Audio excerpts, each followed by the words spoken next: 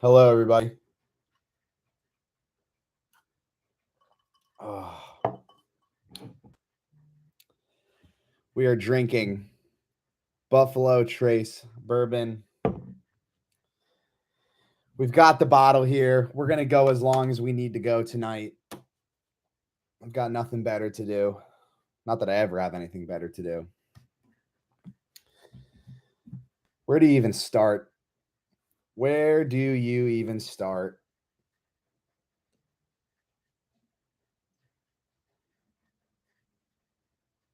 I just rewatched the game back and wrote my final thoughts, which will be up momentarily. My esteemed editor, Jimmy Durkin, is giving it a read through right now. I rewatched the game back and I still don't have any effing idea how they lost that game.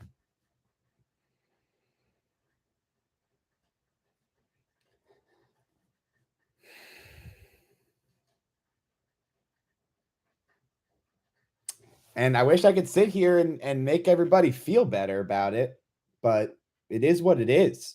I mean, it's a terrible, terrible loss. Up 27-0. And they blow the biggest lead in franchise history, the fourth biggest lead in postseason history.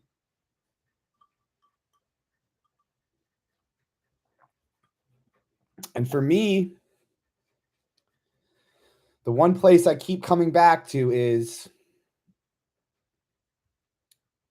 the offense and the inability to run the football. Now, obviously, if you haven't read my post-game column, I suggest you click the link below and you read it.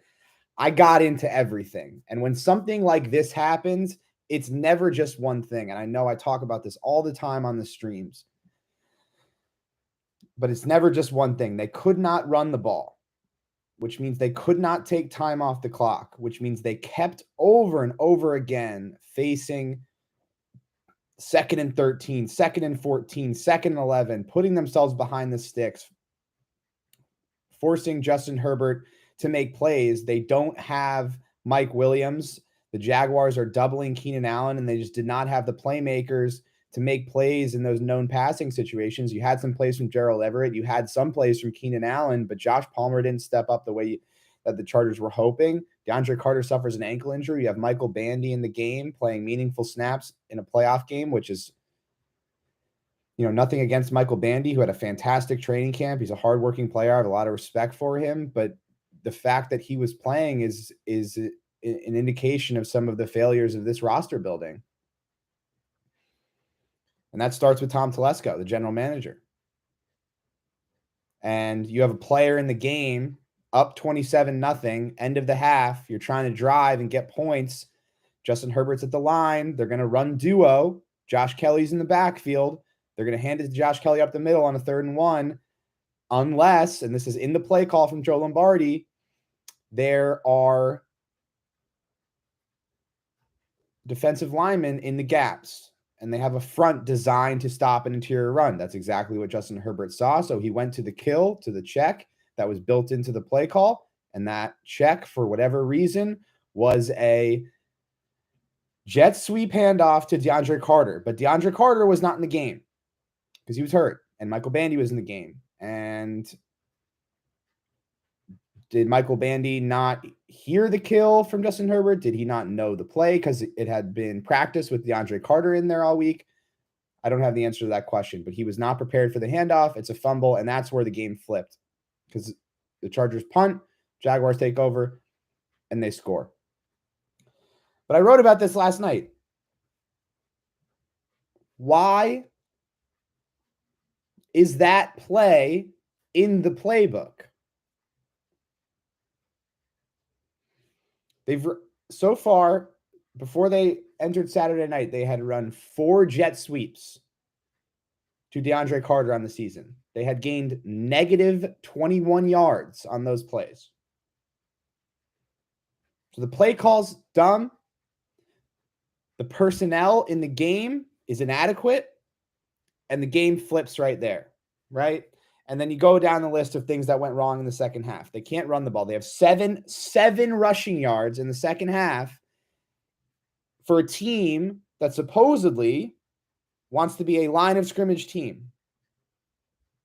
And they can't run it. And what I'm trying to figure out is why can't they run it?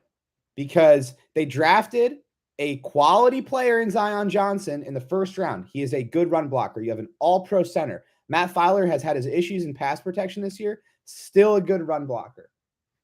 Trey Pipkins has been a good run blocker this year. You have Austin Eckler in the backfield. You got your tight ends back. Why can't you run the ball? Is it a lack of preparation? Is it a lack of intention in that phase of the offense?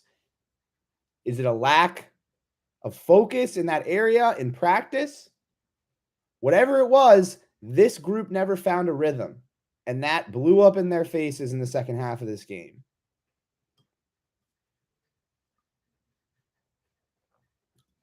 And ultimately, that falls on the offensive coordinator.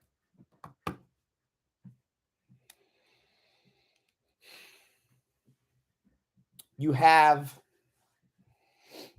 5 takeaways in the first half. The Chargers win the turnover battle 5-0.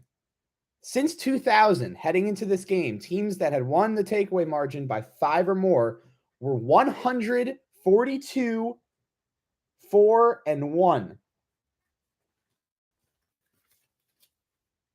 142 wins. That is backwards.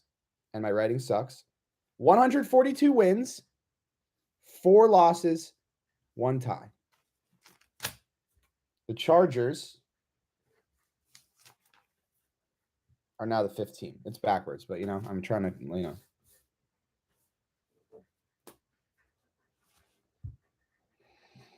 create some drama here. So first interception, Drew Tranquill, touchdown. Second interception is Asante Samuel Jr., field goal. Third interception is Asante Samuel Jr., touchdown.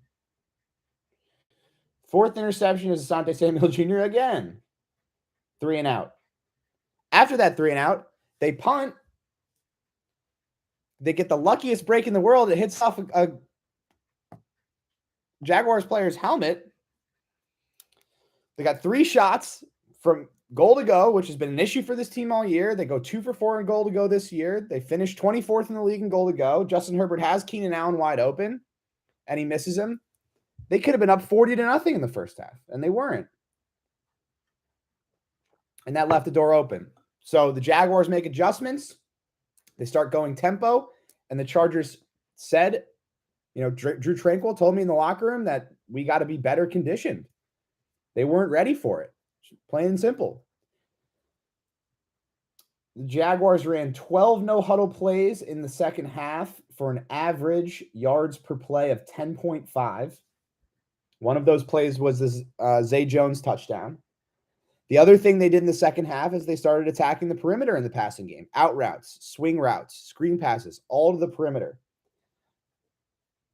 Trevor Lawrence was 10 of 11 for 115 yards and 3 touchdowns outside the numbers in the second half. You had devastating penalties. Joey Bosa wipes out a Bryce Callahan sack with a neutral zone infraction that, I don't know. What do you guys think? Was that a good call?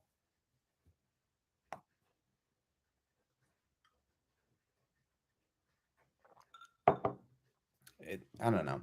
It felt like, I don't know, man. Listen, someone's saying I'm pissed. I'm not pissed. I'm just trying to give you guys the facts. That felt like a makeup call to me.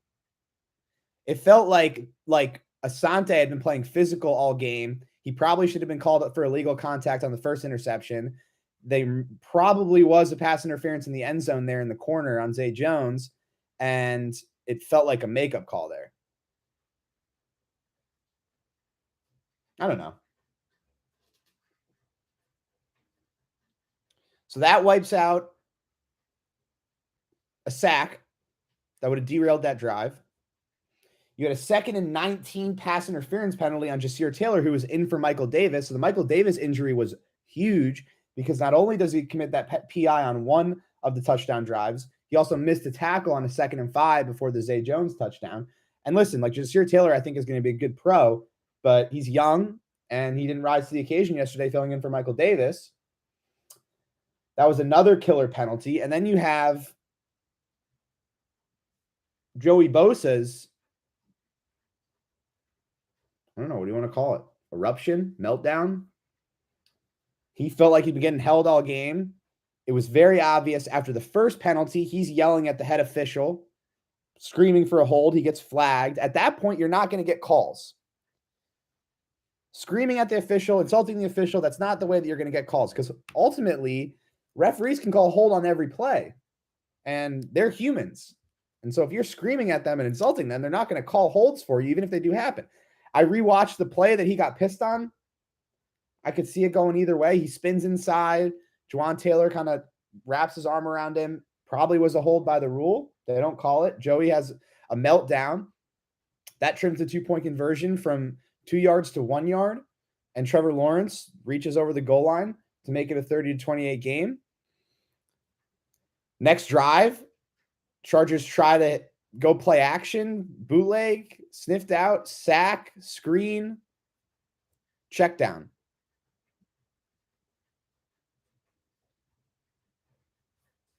And then on 4th and 1, Jaguars are just outside of field goal range. Doug Peterson schemes up another creative call. They line up in that crazy T formation, counter to Etienne, and they're matching him up one-on-one on the edge and Asante. And like the fascinating thing about this game for me with Asante is like this was the Jekyll and Hyde game for him. It showed like why he was a 2nd-round pick and why the Chargers really love him as a player. And it showed his weaknesses all in one game. 3 interceptions. You know, they disguised a cover 2 look on his 2nd interception of the game. When Michael Davis came in motion to indicate to Lawrence that it was man, and then right at the last second, Derwin and Michael Davis switched spots so that Michael Davis came on the outside. They switched into cover 2. Lawrence read it as man, so Engram goes on a crossing route. He thinks it's man, and he's wide open in the flat, and Asante jumps it. I mean, it was a beautiful play. Instincts, positioning, ball production, all the stuff you love about Asante Samuel Jr., the competitiveness, all that stuff, right? But then on the Marvin Jones touchdown that made it 27-14, he tries to jump a slant route, and guess what? It wasn't a slant route. It was a double move. And Marvin Jones is running wide open to the sideline. And Asante Samuel Jr. is a liability as a run defender on the perimeter. And Doug Peterson attacked that on the final play of the game that ultimately ended the Chargers season. So he's always going to have a place in the league and a place on this team, I think, because of that ball production, because of those instincts. But if he wants to be a more complete cornerback, he has to be much better primarily as a run defender on the perimeter. And then he has to eradicate some of these mistakes because he is very, very prone to getting beat on double moves. And like, there's a reason they kept going at him. I mean, everyone during the game was like, why are they still throwing at Asante Samuel Jr.? Why are they still throwing at him? Well, eventually it worked out for them where they were able to beat him on a double move. So, you know, just an epic collapse. An epic collapse. And you know, Kyle Van Noy told me in the locker room, he said it best. He was honest with me. I said, listen, Kyle, like, I know this is a really tough situation. You know, like, I hate that I have to ask these questions but you know, it is what it is. And he's like, I understand, you know, you got to be a pro after a win. You got to be a pro after a loss. And I said, what went wrong for you guys in the second half? He said, we choked. We choked. 2 words. That's all you need to sum up this game. We choked.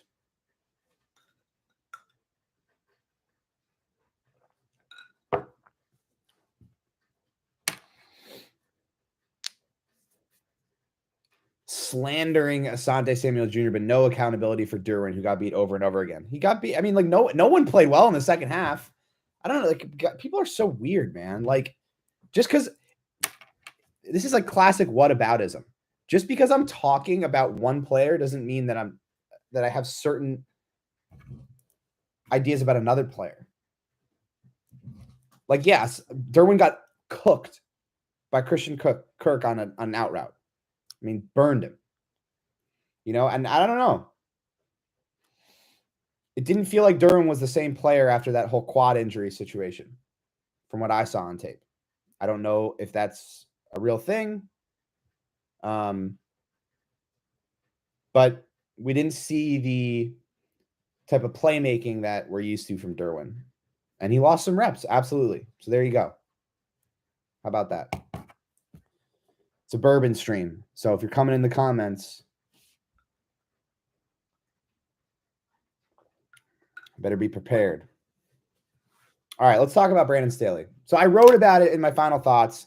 I think Staley's going to be back. That's where I'm at with it. And frankly, I think he's earned the right to be back. And I know that people are going to lose their minds in the chat. Chad's going to lose their mind. This was an unacceptable meltdown, collapse, whatever you want to call it. But I think Brandon Staley will be back, and I think he has earned the right to be back. And this is why. The Chargers had made the playoffs 2 times since 2013. In 2 seasons, Brandon Staley has now led the Chargers back to the playoffs for the first time since 2018. And in addition, has been under 500 for 1 week in 2 seasons. I am not absolving him of what happened Saturday night. It is unacceptable. However, what I believe to be the most difficult part of being a head coach in the NFL is earning the players' trust, developing those relationships, and cultivating a sustainable culture. Those things are really important. And that takes time. And that's what Joey Bosa was getting at today. That takes time. Brandon Staley has made relationships one of the priorities for his entire organization, how he approaches it. And these players all trust him. I am not just saying that. I spoke to a bunch of players over the last couple of weeks, including today, including last night in Jacksonville. These players trust him. They believe in him. And there is a culture established here. I don't think the Chargers could have made the postseason under the circumstances that they did if that trust and that culture and those relationships did not exist. You're talking about a team that went into that game against the Dolphins down 6 defensive starters and won that game. And listen, again, not absolving what happened Saturday night. They should have won that game. But he has proven himself to be one of the elite defensive schemers in the league.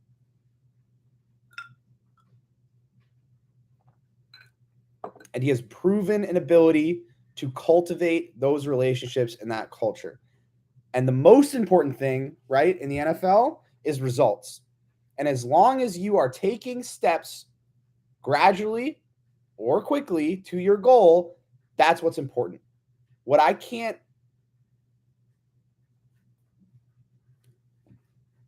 condone is steps back, right? And so 9-8 probably should have made the playoffs that year. Very healthy offense.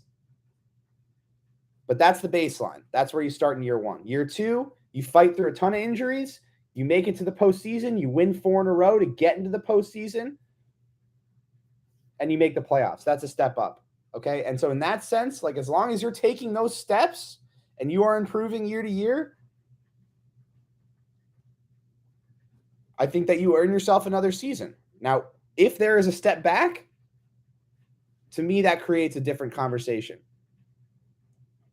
But ultimately, I think what is important here is taking a step back and looking at this season from a broader perspective.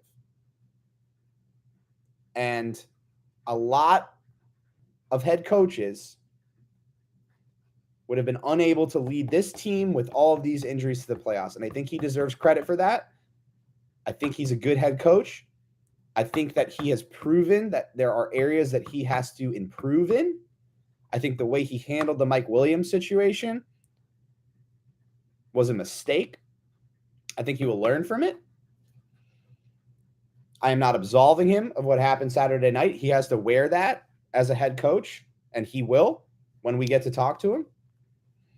But I believe he has earned the right for another season, and I believe the Chargers as an organization feel the same way. Now, there will be changes.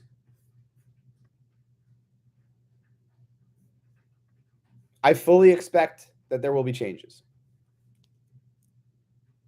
That's my expectation. Now, what those changes are, we'll see. But when you lose a game like that, it's hard to run it back. Year 1, 9-8. Offense is humming. You can spin it as, if you're Brandon Staley, hey, I didn't have my guys on defense. I need to get my guys on defense. Once I get my guys on defense, we're going to be better in that area. We're going to get Josh Harris. We're going to get J.K. Scott. We're going to improve on special teams. We're going to bring Ryan Ficken in, and then this is going to be the year. What's hard for me to do is say, okay, the Chargers went all in on this year to win the Super Bowl, and they failed. And their roster decisions is what led them to not be able to contend. Because I look at it and I say, well, you lose your starting left tackle, just speaking offensively. You lose your all-pro left tackle. Your center's in and out. Your right tackle has an MCL. Your top 2 receivers are barely on the field together. One of your best red zone threats, and Donald Parham, is in and out. Your backup running back, and Joshua Kelly, is in and out, right?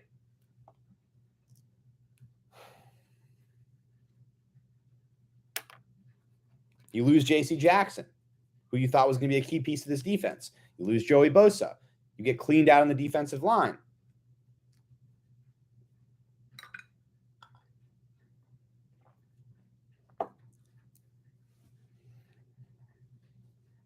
I don't think that the vision for this season, as it was constructed in training camp, even earlier in OTAs, after they made those final signings, ever got to be fully realized.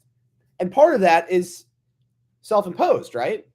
Like, they had an opportunity here to play this game with everyone on the field, and they decided that they wanted to play their starters in week 18 to maintain rhythm, which, like, okay, I wish he had just said that after the game, but, like, okay.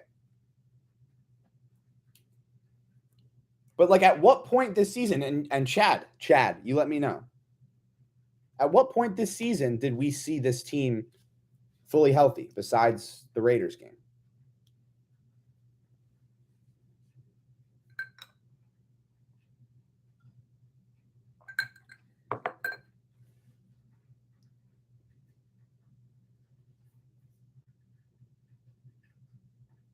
Nobody cares. Work harder. Listen, guys. All right, stop. Like, where's Chad?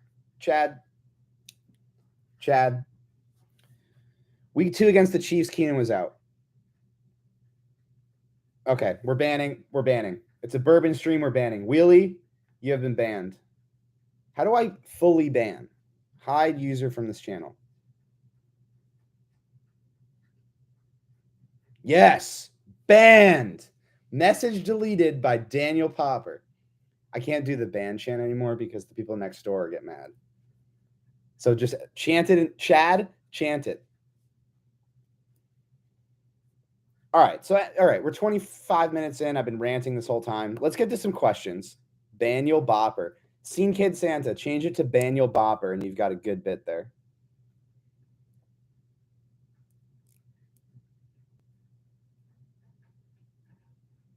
On a scale of 1 to 10, how wrong were you to scream at us to chill about Joe, Mike, Bandy, jet sweep Lombardi at midseason?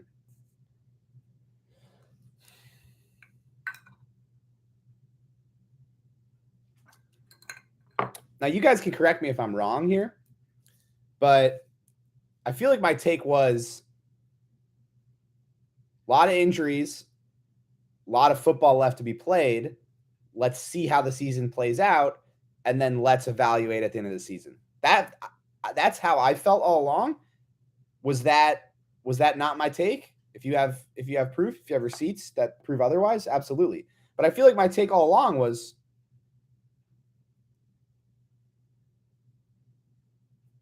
like, let's just wait and see. Like, let's see if it can improve when they get some of these pieces back. And I feel like my tone changed once the pieces started coming back, right?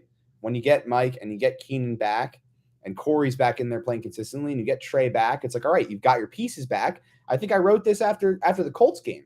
I said, hey, like, the pieces are back. Like, it's time to get this thing moving. And if you lose a game in the playoffs because your offense can't function properly and do the things that are necessary to win a football game, then absolutely you should criticize Joe Lombardi and consider if he's the person to be calling plays. Am I wrong?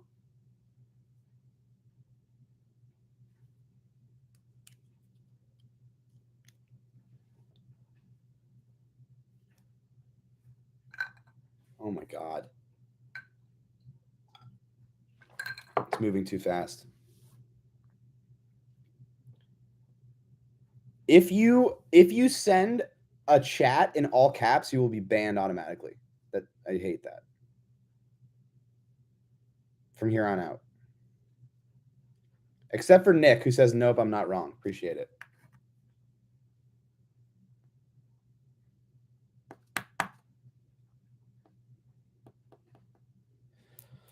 Call a QB sneak. All right, we got another ban in here. Amiri Fetish, you've been banned. We've bans in the Chad. Bans in the Chad. Bans in the Chad.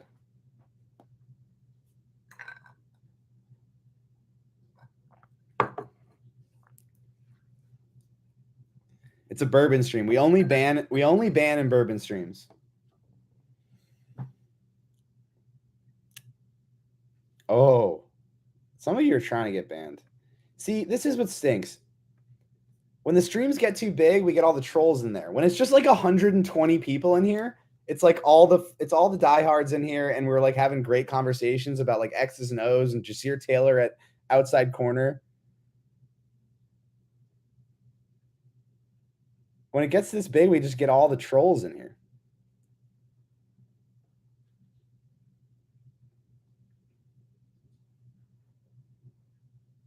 All right.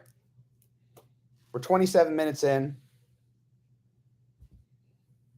By the way, I have not slept since Friday night. What do you guys think about that? Chad, what do we think about that?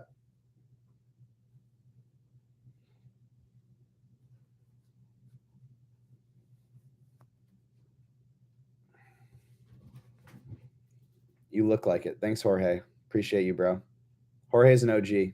He's in every stream. Is Eckler too small to be an every down running back? I swear to God. The guy has like 40 touchdowns in 2 seasons. Let's get some real questions in the chat.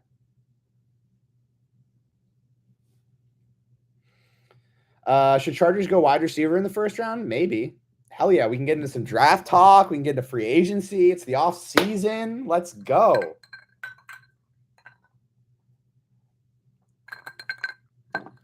All right, wait, Chad, should we do sentimental talk or should we do questions first?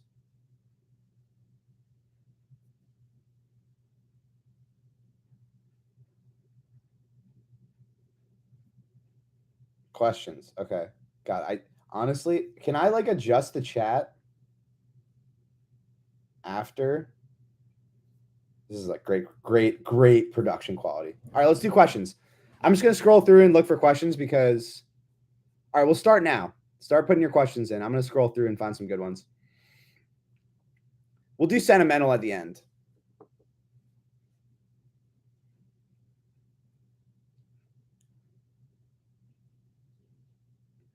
Do I think Drew Tranquil is returning next season? Good question from Mark F. I think he's played well enough to get a second contract, but I kind of go both ways on it just because of the way that they handled the Kaiser White situation. I thought Kaiser played really well last season, and they let him walk for like not a lot of money to the Eagles. And I think part of that was they had Kenneth Murray on the roster. They had Drew Tranquil on the roster. They liked their depth. They had Eamon Ogbongbemiga. They had Nick Niemann. This season, both linebackers stayed healthy for the whole year, so that depth wasn't really tested. But I think that Drew has probably put himself in a better position than Kaiser because he was calling the plays and he was the signal caller. And when they wanted to take some of the load off of Derwin, they had Drew call the plays. And that really, that happened in week 4. But from that point on, it kind of built up and then it kind of emerged, during that 4-game winning streak when Drew was playing extremely well. He's a complete linebacker. There's no weakness to his game. He can play in coverage as a former safety, zone, or man against tight ends and running backs, or he can play in cover 2 zone in the middle of the field. He can do a lot of things in that area. He's a fantastic blitzer. I think he's very good as a run defender. I think he's a very physical run defender. I know some people in the comments have disagreed with me at times. But from what I've seen on tape, I think he's a really good, solid, disciplined, physical run defender. And so because he's that complete of a player and because he has the capacity and the intelligence to call plays and be the signal caller on the field, I think he's probably put himself in a slightly better position than Kaiser. But there's always a seed of doubt in my mind just because of how the Kaiser situation unfolded. And because what was communicated to me is that the primary reason that they did let Kaiser walk was because they don't necessarily value the linebacker position. And I would add that, when you remove Drew from the equation, what does that do to Kenneth Murray? Because they found a role for Kenneth Murray in this defense where he can be productive and he can play fast. And I think I give the coaching staff a lot of credit for working towards that vision and then finding that role for Kenneth where they could really maximize his skill set. And he does have an awesome skill set. I think it's unfortunate for Kenneth that these expectations were put on him that, as a first-round pick and you're expected to be this franchise-changing player. I don't think he was ready for that when he was drafted, considering the position that he played at Oklahoma, what he was asked to do at Oklahoma. But this season, because Drew can do so many things, they can really just let Kenneth play downhill and attack and hit people. And then Drew can figure everything else out behind him. In the run game, Drew can fit it up right, and then Kenneth can play off of Drew. And I think that combination has worked really well. And then if you remove Drew from that equation, what does that do to Kenneth's performance? I think that has to be a factor in it too. So this is a long way of saying I don't know. I think they should re-sign him, but I also thought they should re-sign Kaiser, and they didn't. And so that positional value conversation is what we're going to have to be talking about here when we discuss a Drew Tranquil discussion moving forward into the offseason. I got a foot cramp. Does anyone have any good foot cramp solutions? I'm probably just dehydrated or sleep deprived.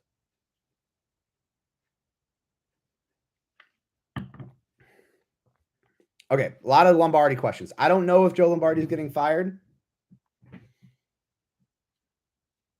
I don't know. I can't tell you that.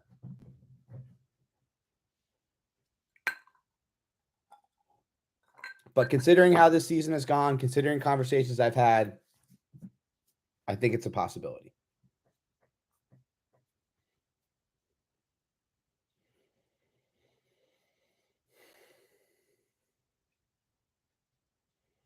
That's a good question. Let me find that. Where was the Herbert question? This chat is moving too fast. What happened with Herbo? He's usually clutch in pressure situations. He looked very off last night. Any insights? So I rewatched it. I haven't watched the All 22 yet, which will give me a little bit more insight. Just rewatching the TV tape back and then watching it live, obviously, in Jacksonville. He got off to a really hot start. And then I just thought his performance kind of wavered as the game went on. And some of that is just performance. He missed some throws, absolutely. The Keenan touchdown that he had, where Keenan was wide open after the muffed punt, whatever you want to call it, where it bounced off the Jaguars player's head. That's a throw that, I bet my life that Justin makes that throw. I've watched every game that he's played in his NFL career, and he just missed it. Shit happens. Like, that's like, I know that's not the explanation you want, but like, he might look like a robot out there, but he is a human, and like humans make mistakes, and he just missed the throw. And that's one that I can guarantee you he wishes he had back, because it would have been a difference maker in the game. It would have been at that point it would have been 31-0 instead of 27-0. And that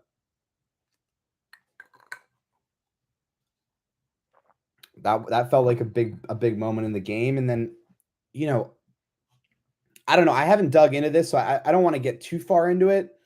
But the batted passes have kind of been a thing this year, and it's more related to arm angle than it is height. It's where you're releasing the ball. And it feels like to me, and this is just me watching the tape and watching him, so I don't know if this is actually what's going on. So it's a little bit speculatory, but like it feels like he's throwing a little bit more sidearm, and that could potentially be a compensation for the rib injury that he's been dealing with all year.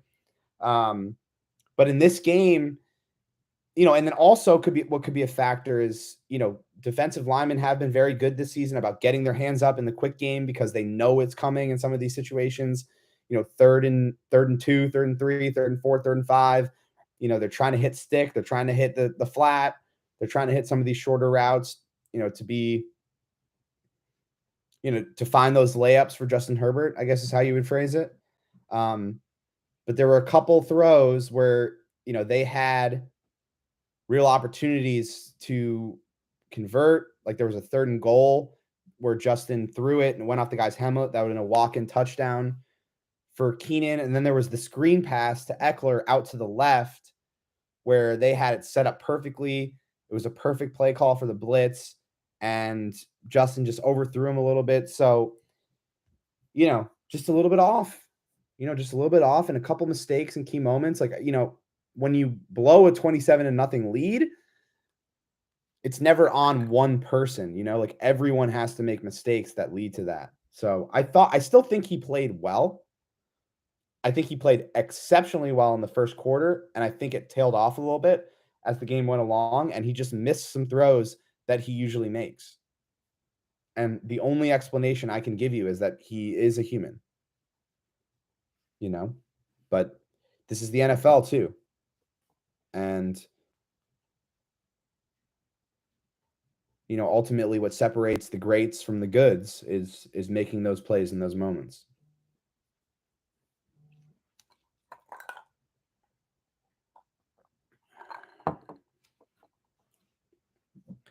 Okay, game day. Do people care about this game day roster management thing? Do you want me to talk about that?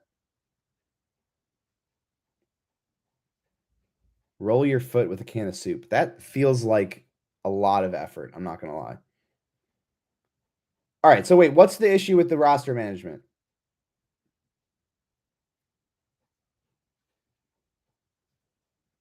Okay. Oh, guilty as charged is in the chat. What's that? Is that Steven? Is Steven in the Chad?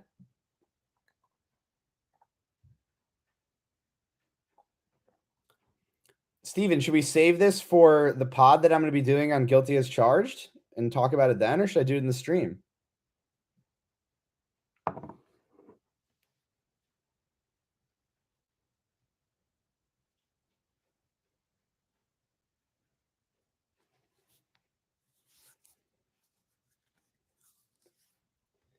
All right, we can save it, but only if it's a Hops with Pop guilty as charged crossover where I can drink a beer while I do the podcast. No one else has to because I know you don't drink, but I must have a beer while I do it. If we can agree on that, then I'll save it.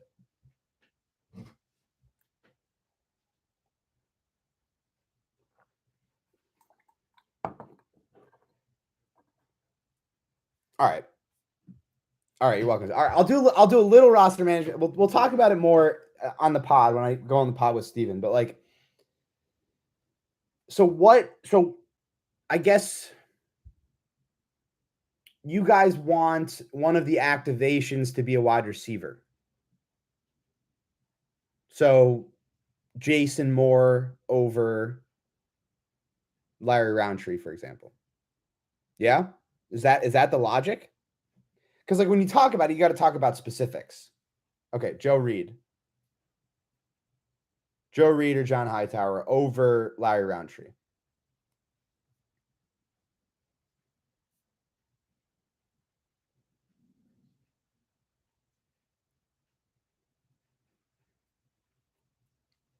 Right. Well, so when you're creating the game day roster, you have to think about special teams. I know you guys, it's just going to get super in the weeds, and you guys are going to get mad about this because it's not what you want to hear. But you have to think about, okay, here's our punt team, here's our punt return team, here's our kickoff team, here's our kick return team. What happens if this guy gets injured? What happens if this guy gets injured? What happens if this guy gets injured? Who moves to what position and who fills into that position? So versatility as a player is very important. And that's why young players are taught, you're an undrafted free agent. Figure out how to play special teams, as many different spots as you can play, right? Because in those situations, guess what? Larry Roundtree, a lot of experience in college on punt team, a lot of experience in college at kick returner. He can do a lot of these different things on special teams. And so why you see Larry Roundtree continuing to get elevated is because he provides that depth on special teams if someone were to get injured. Now, Joe Reed can only really do one thing on special teams, and that's kick return. John Hightower, I don't even know what he can do on special teams because he wasn't in training camp. So I don't see those practices during the season. So I think in your guys' mind, you're like, John Hightower is going to get on the field and like catch a 65-yard bomb.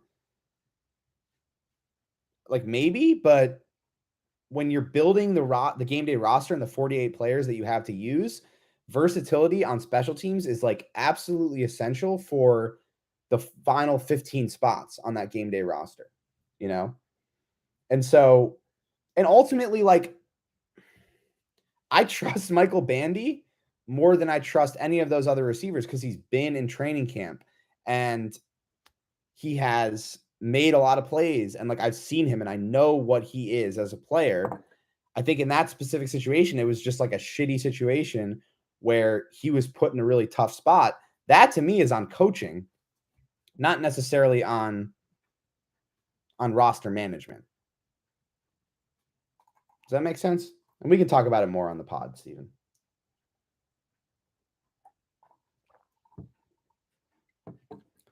Herbert, 10 years, 500 million minimum.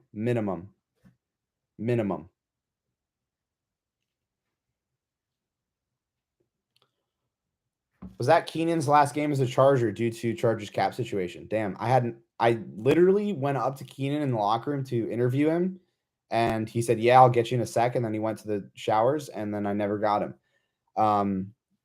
But yeah, potentially. Let me look up his cap situation real quick. Because at this point in the season, it's funny. Like by like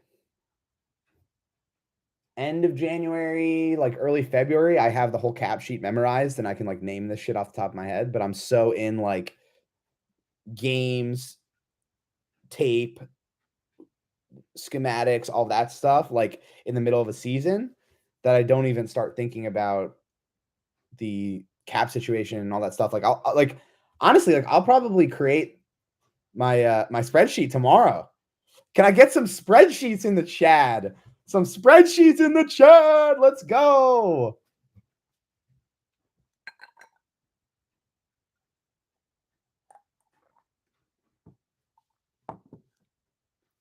Chris B says I'm being stubborn. Chris B, why am I being stubborn?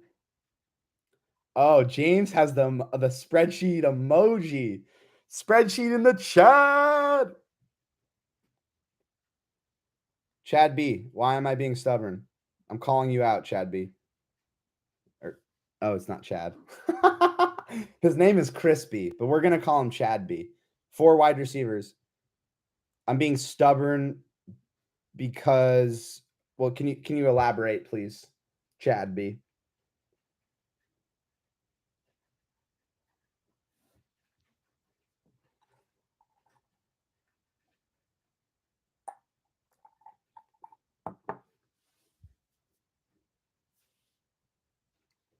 Did we lose Chad B?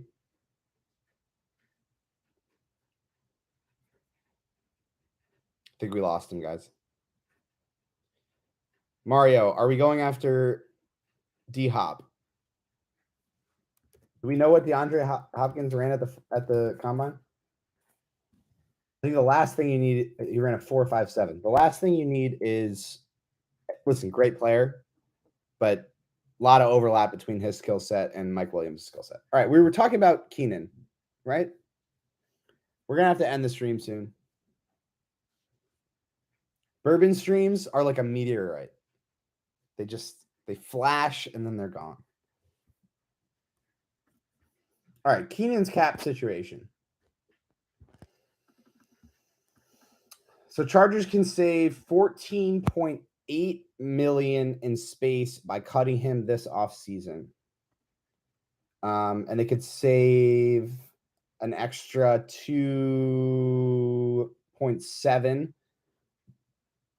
if they designate it June 1, which they haven't done a lot, but I guess they can do that. So yeah, that falls into the like meaningful cap savings department. The question is like, let me ask you guys, do you think Josh Palmer has shown enough where you can roll out Mike Williams, Josh Palmer, and a rookie and feel like this offense has the weapons necessary?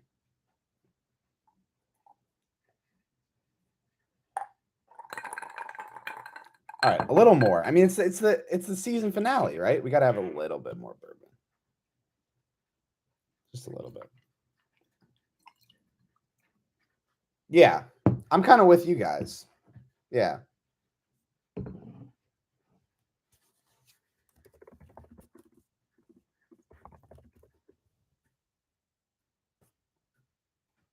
Good question. I saw a question there, but I want to make sure I have the information before.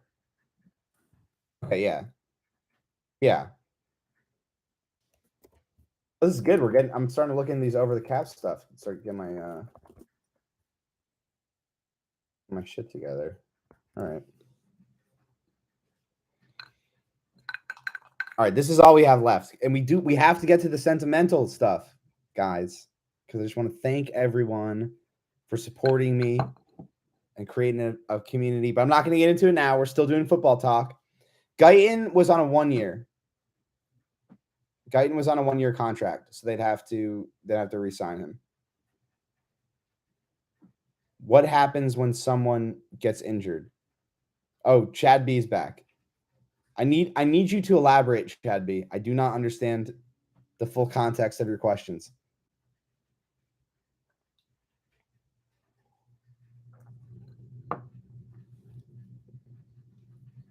Chad Breezy. Jorge coming through with the nickname. He's no longer Chad B. He's Chad Breezy. Chad Breezy going to spend another 15 minutes typing out his next comment. Tom just called me Mr. Popper. Mr. Popper question. It's weird being called Mr. Popper.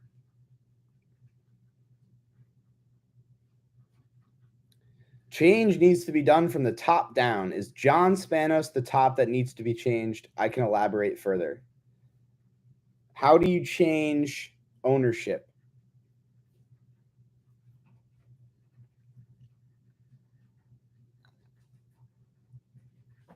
I'm posing that question to the chat.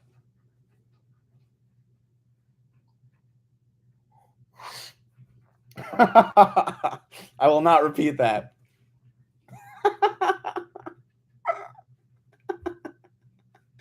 Oh my God. All right, wait. Chad, give me a second. The final thoughts are out. We're going to tweet them.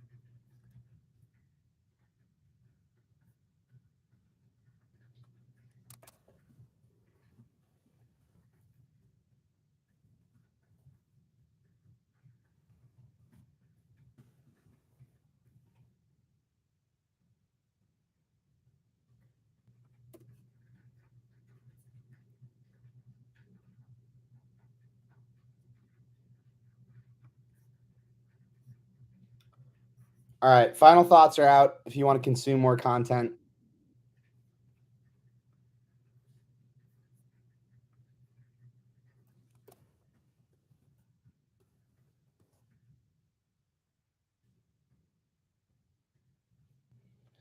All right. Final thoughts are out. I probably just missed a shit show in the chat right now.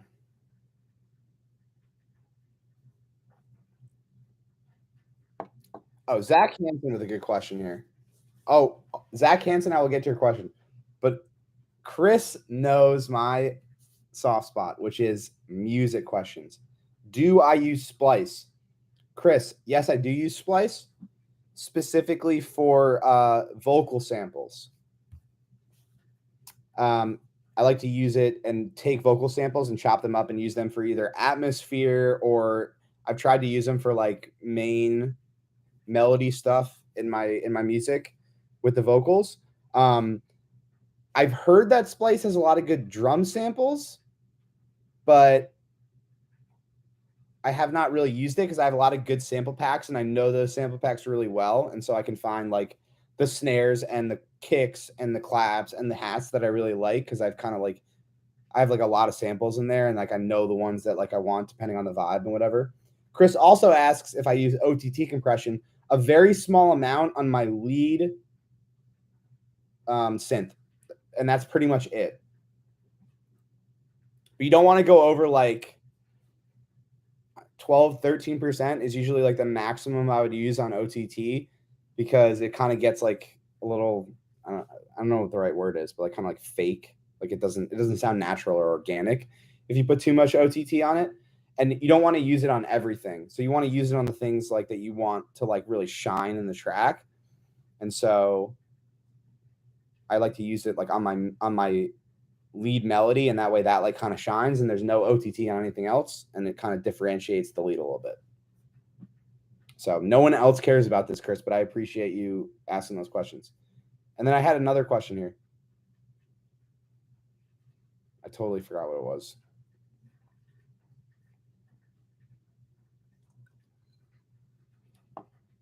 It was like Chris Hansen, Chad Hansen, Chad. Everyone's name is Chad now. Yo, Chris, post your SoundCloud in the chat. I'll check it out. How do we find your music stuff? I'll post it in the chat right now.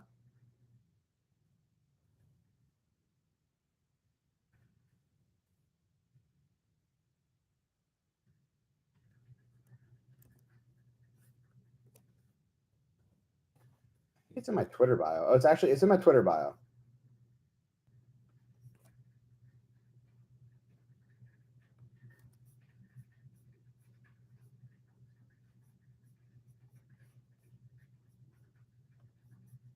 Here are the vibes.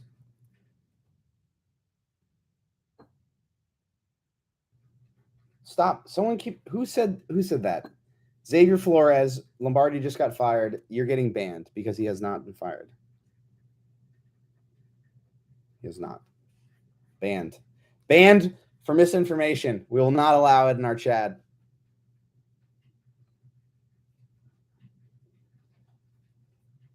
I love how everyone is yelling about the fourth wide receiver, and me and Chris are having a conversation about production. Yo, Chris, just DM me. Chris, DM me, and we can talk about music stuff, and I'll check out your stuff, and if you want to collab, I'm down.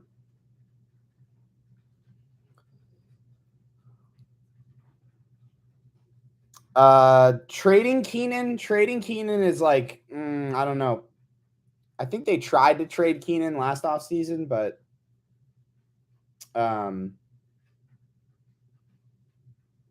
because they have an out in the contract, it's like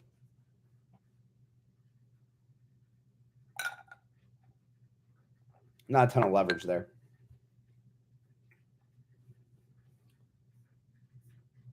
Okay, hit me up on IG. I have a artist Instagram account. Hit me up on IG. All right. We're at 55 minutes. Wow. This has been a long one. Let's do like a few more questions. Did I listen to Porter Robinson's Nurture album? Not only did I listen to it, I listened to it every single day, and I saw his Nurture tour at LA Historic Park. and it was a fantastic show. Thoughts on the no calls on Joey? Yeah, it's a good question. I've covered Joey now for 4 years, and it's not like he does this every game. And like there is holding that happens in every game. And I tend to believe Joey that if he is reacting in that way, and I've never seen him have an outburst like that, then there was some shit happening that he felt like was an egregious penalty that was not being called. And I think it kind of goes back to the first penalty where he thought all game he'd been held. He reached a breaking point where he said something to the ref. The ref flagged him for it instead of just letting it go. And then that kind of created the second situation. But I have to watch the tape back to tell you for sure that, hey, he was being held on every play. I watched the TV copy back. It looked like there were a couple holds in there, but you really have to watch the all 22 to figure out like for sure that he like was actually being held on every play. But I have not seen him react like that. And I don't know if it was just the fact that he's like back in a competitive game and the last couple games hadn't really been like competitive games. I mean, the NFL is competitive, right? But you go up against a Rams team, their O-line is banged up. It's his first game back. Then he goes in the Broncos game. There's nothing to play for. And then he gets into a super competitive playoff game, and it's like going from 0 to 100. But I can't remember Joey like having a reaction like that. And it was surprising.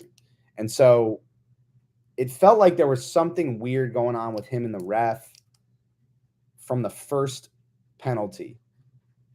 And Joey will eventually tell us because he's like, I've got a lot to get off my chest, but I don't want to get fined. And he'll do it in a way where he doesn't get fined somehow. But he obviously had some issue with how the game was being called.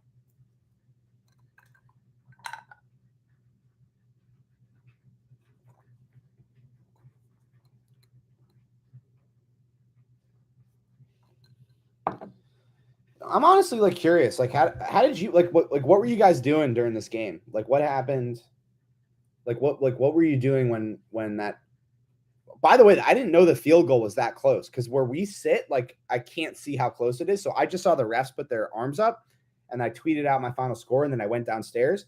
I didn't know it would almost freaking did not go in until I watched the TV tape back. It was like a foot away from hitting the post, not even like 6 inches. So much vodka.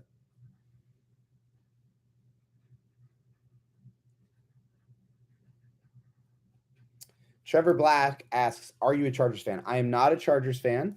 I cover the Chargers for The Athletic. If you don't subscribe, click the link below. That was my post-game story on Chargering and Brandon Staley, and it was a lot. And how that game went and what went wrong. So I'm a reporter. I am completely objective. I stay unbiased. I give you guys my best objective analysis of the Chargers and everything that I know and think about them. And if you want to support me, click that link below and subscribe to The Athletic and read my stuff. That would be how you could support me the best. But no, I am most certainly not a Chargers fan. I am a reporter, and I always stay objective.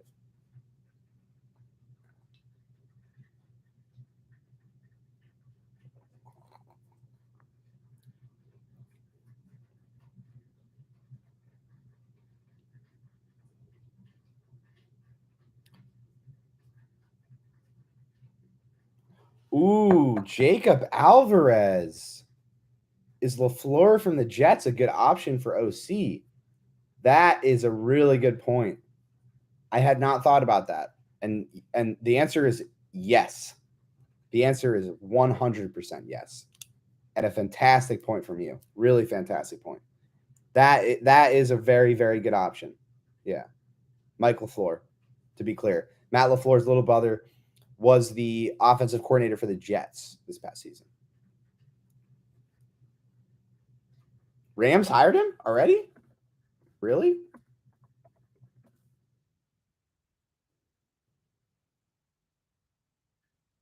Oh, yeah. Good call. Whoever said that in Chad. Shout out Chad. Chad's got all the news. Not official yet, yeah, but expected to. Expected to. Listen, like, here's what I'll tell you guys. Anybody that coaches offensive football wants to work with Justin Herbert. So, in a lot of ways, like, working for this team as a coach is a very coveted job because, as Shane Day told me when I talked to him the week before the Broncos game, he's like, as a coaching staff, we were like, as long as we have Justin, we have a chance. And that's the truth, right? And we can talk about how he made some mistakes in this game and did he play his best game? Sure. But what I like to look at is a broader perspective, right? And the broader perspective is that this guy is an elite quarterback with all of the traits that you could possibly want. The reason he didn't go number one overall is because people were questioning his leadership. And it's because they didn't get to know him, because it's hard to get to know Justin as a person. That's just how he is. You know, and a lot of people made interpretations based off certain things saying that, hey, he can't lead. Well, guess what? He's leading just fine. All of the players in that locker room believe in him so much. And he doesn't have to do anything except be himself. That's how he leads. He makes the plays that only Justin Herbert can make, and then everyone follows him. And he doesn't have to be out there beating his chest, pumping his fist. He'll do it sometimes when it's necessary, but he doesn't have to do that all the time to lead an NFL football team. He just has to be himself. And a lot of coaches want to coach that talent. A lot of coaches, every coach.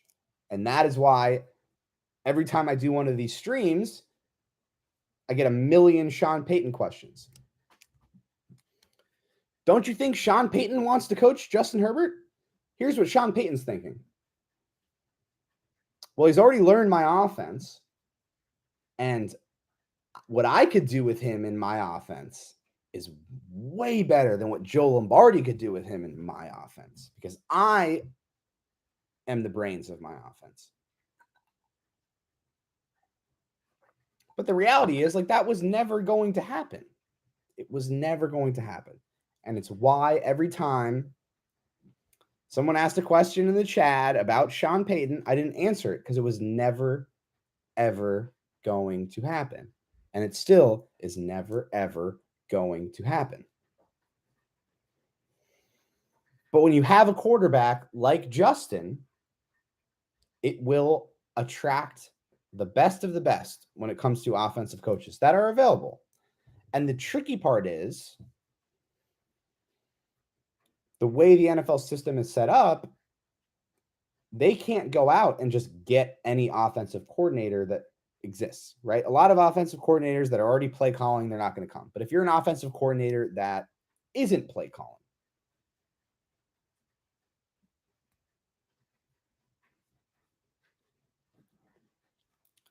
that head coach can still block that coach from coming to the Chargers. And so it becomes a very tricky situation where it's about opportunity. Who can you actually get to come coach for your team?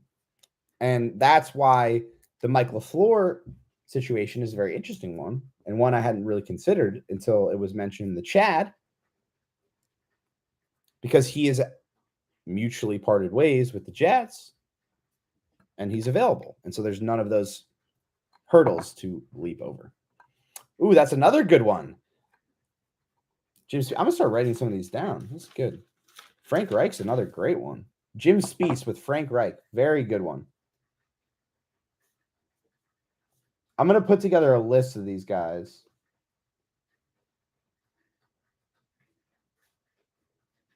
At some point. Maybe tomorrow morning, and I'll post it.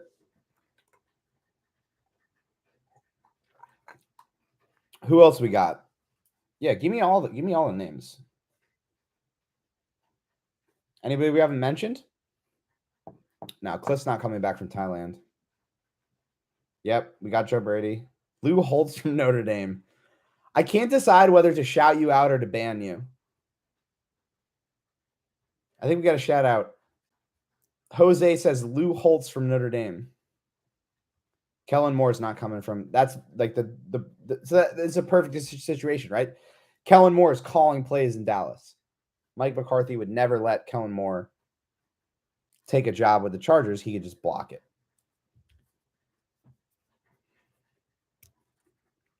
Phillip Rivers is OC. Don't hate it. Scott Turner's a good one.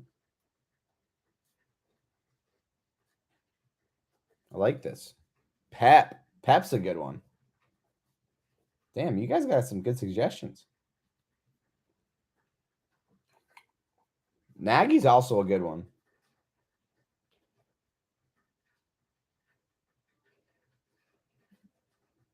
This is like the Chad's moment.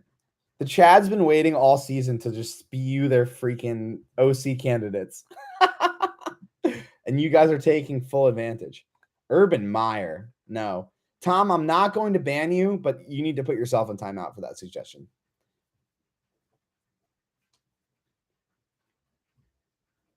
So Nate Hackett's a good one too. That's one I already had.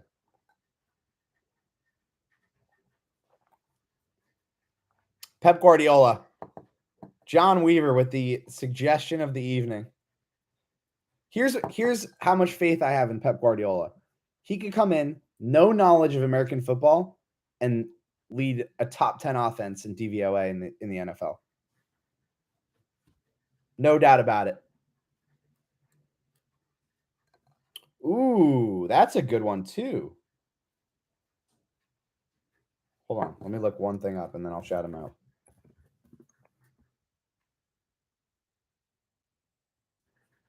Yeah. Someone mentioned Wes Welker. That's a good one.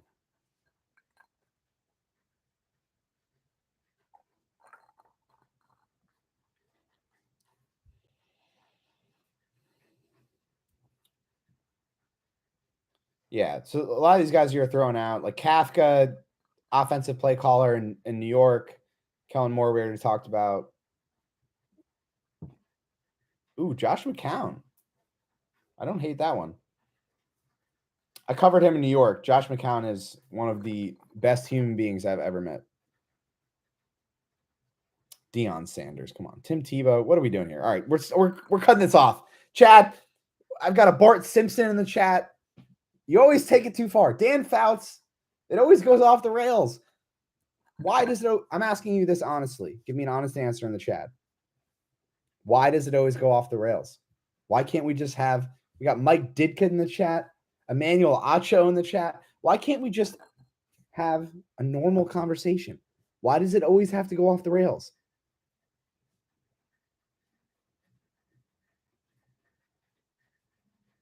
But you're blaming me for the bourbon? Maybe it's my fault.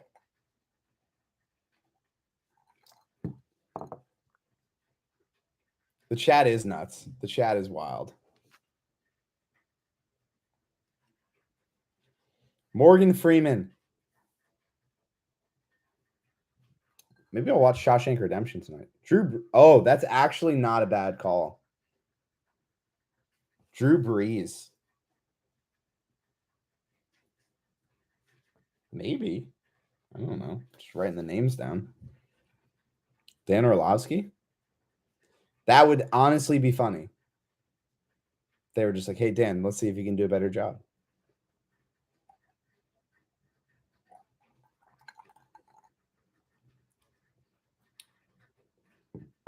All right. There's a bunch of just shit posting going on. And here's David Romero coming in with an honest question. You know, Jose's in here saying trade for Messi. It's complete shit posting in the chat right now. But we have a voice of reason coming in. And David Romero, who asks, Pop, what is one thing the Chargers need to get done this offseason? He asked what I want. I don't really want anything because I'm a reporter, but one thing the Chargers should get done this offseason. I'll give you two. One, new offensive scheme. Two, speed at receiver. They need to add more juice to this offense that can attack the deep part of the field and stretch defenses. It is the single thing that is affecting the offense. And like what I would say is I would love to see what this offense looks like with more speed, because they've never really had that. And so, and Joe Lombardi mentioned it earlier this season, that like, hey, if you want to attack the deep part of the field, you need speed, right? And so a big part of this, and everyone can't forget this, like I always say, there are multiple factors going on all the time when you talk about issues. And yes, the system and the scheme is an issue, but the personnel is an issue too. And you guys tell me, how long have people been calling for a speed wide receiver? I mean, it feels like since I got here in 2019. It feels like forever. Does it not? I mean, as we used to say back in the day, it's been since the winter storm of 93. The winter storm of 93. Do you guys remember that storm?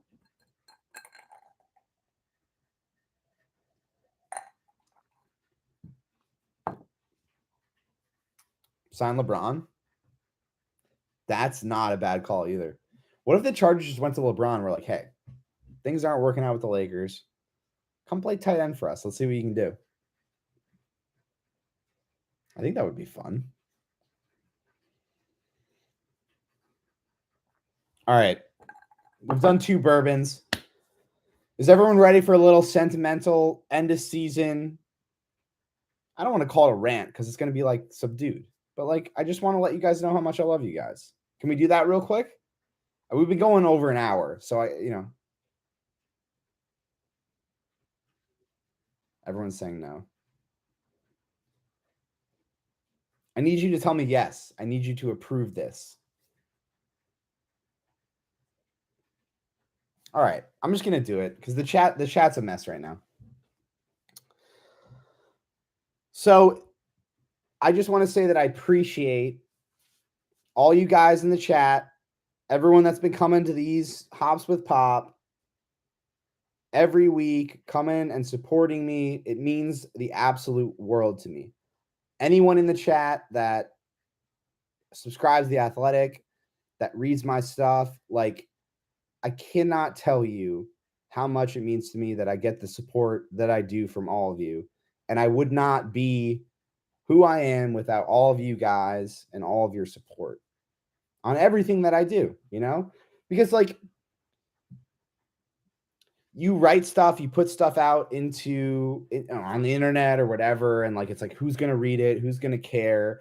And like, I feel really grateful that I have like a community here that I know is going to read my stuff and cares about my stuff and comes and like watches me. I have 750 people like watching me talk and drink bourbon and like a dumb hat. Like, it just means so much to me. And I just want to thank all of you guys for sticking with me for the whole season. We've been through the ups. We've been through the downs. The one thing that I know, though, is that we always have each other, right?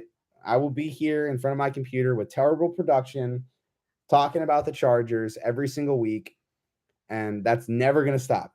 Promise you guys that. So thank you.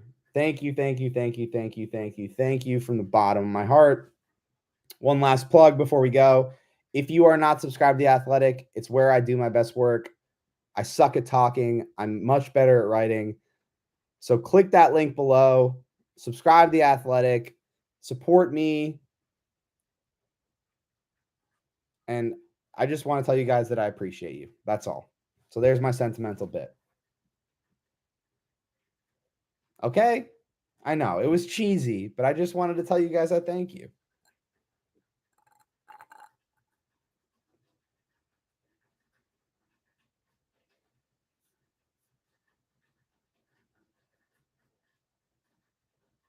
And listen, like, here's what I'll say. Here's how we're going to end the stream here. Do a little more bourbon, and we're on the stream, all right? Here's what we're going to do.